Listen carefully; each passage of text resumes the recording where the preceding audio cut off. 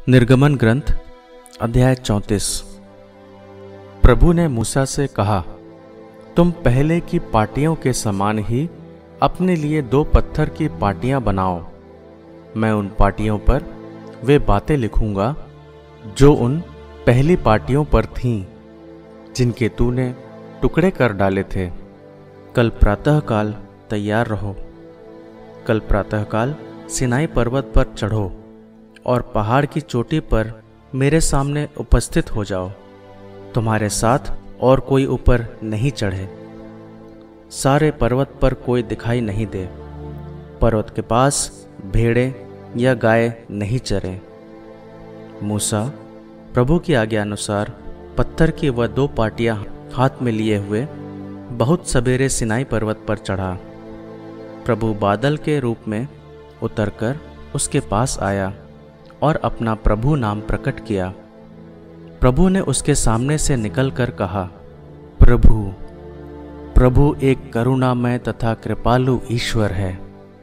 वह देर से क्रोध करता और अनुकंपा तथा सत्य प्रतिज्ञता का धनी है।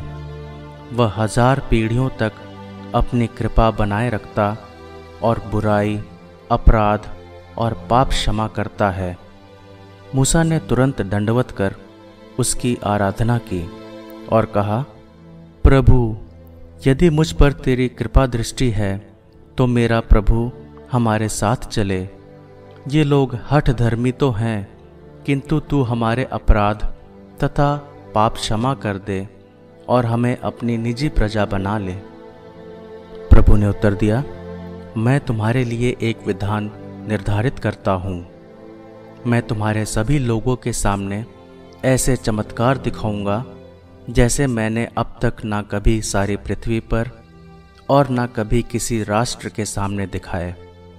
जिन लोगों के बीच तुम रहते हो वे समझ जाएंगे कि जो कार्य मैं प्रभु तुम्हारे लिए करूंगा वे कितने विस्मयकारी हैं।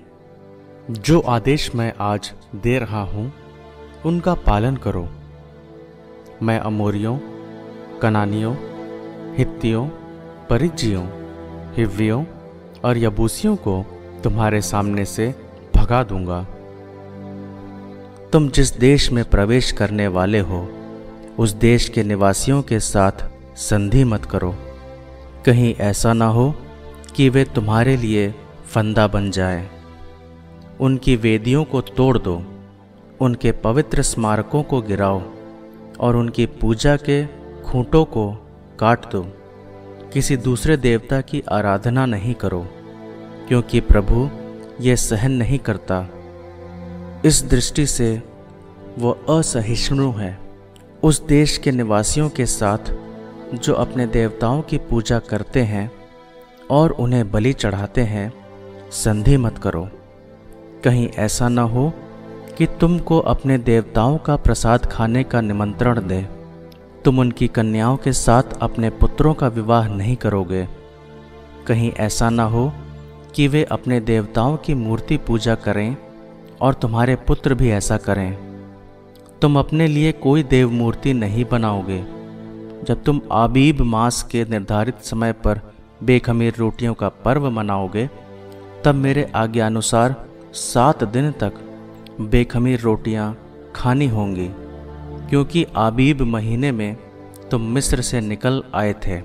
मुझे सब पहलौठे बच्चों को अर्पित करोगे और अपने सब पशुओं के पहलौठे बच्चे को भी, चाहे गाय का हो चाहे भेड़ का। गधे के प्रत्येक पहलौठे बच्चे को मेमने से छुड़ाओगे। यदि तुम उसे छुड़ाना नहीं चाहते तो उसकी गर्दन तोड़ दोगे।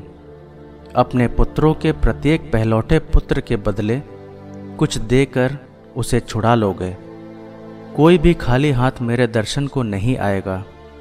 6 दिन तक काम करोगे और 7वें दिन विश्राम करोगे। हल जोतते और फसल काटते समय भी विश्राम दिवस मनाओगे। नए गेहूं की फसल के समय सप्ताहों का पर्व मनाओगे और वर्ष के अंत में संचय पर्व। प्रत्येक वर्ष 3 बार सब पुरुष सर्वोच्च प्रभु इस्राएल के ईश्वर के सामने उपस्थित हुआ करें। मैं तुम्हारे सामने से राष्ट्रों को भगा दूंगा, तुम्हारी सीमाओं का विस्तार करूंगा। और जब तुम प्रति वर्ष 3 बार अपने प्रभु ईश्वर के सामने उपस्थित हुआ करोगे, तो कोई भी तुम्हारी भूमि पर आंख नहीं लगाएगा। बलि का रक्त किसी खमीरी पदार्थ के साथ नहीं चढ़ाओगे। पास्का पर्व की बलि का कोई अंश दूसरे दिन के लिए नहीं रहने दोगे। अपने खेत के प्रथम फल का उत्तम अंश तुम अपने प्रभु ईश्वर के निवास लाकर चढ़ाओगे। किसी मेमने को उसकी माँ के दूध में नहीं उबालोगे। इसके बाद प्रभु ने मूसा से कहा, ये शब्द लिख लो, क्योंकि मैंने इनके द्वारा तुम्हारे और इस्राएलियों के लिए अपना विधान निर्धारित किया है। मूसा वहाँ 40 दिन और 40 रात प्रभु के साथ रहा। उसने ना तो रोटी खाई और ना पानी पिया। उसने विधान के शब्द अर्थात 10 नियम पाटियों पर अंकित किए। जब मूसा नियम की दोनों पाटियां हाथ में लिए सिनाई पर्वत से उतरा, तो उसे ये पता नहीं था कि ईश्वर से बातें करने के फलस्वरूप उसका मुखमंडल देदीप्यमान है। हारून और दूसरे इस्राएली मूसा का देदीप्यमान मुखमंडल देखकर उसके निकट जाने से डरने लगे। मूसा ने उन्हें बुलाया। इस पर हारून और समुदाय के नेता उसके पास आए और मूसा ने उन्हें संबोधित किया। इसके बाद सभी इस्राएली उसके पास आए और मूसा ने उन्हें वे सब आदेश सुनाए जिन्हें प्रभु ने सीनाई पर्वत पर उसे दिया था। लोगों को संबोधित करने के बाद मूसा ने अपना मुख पर्दे से ढक लिया। जब जब मूसा प्रभु से बातें करने तंबू में प्रवेश करता था, तो वह बाहर निकलने तक वो पर्दा हटा दिया करता था।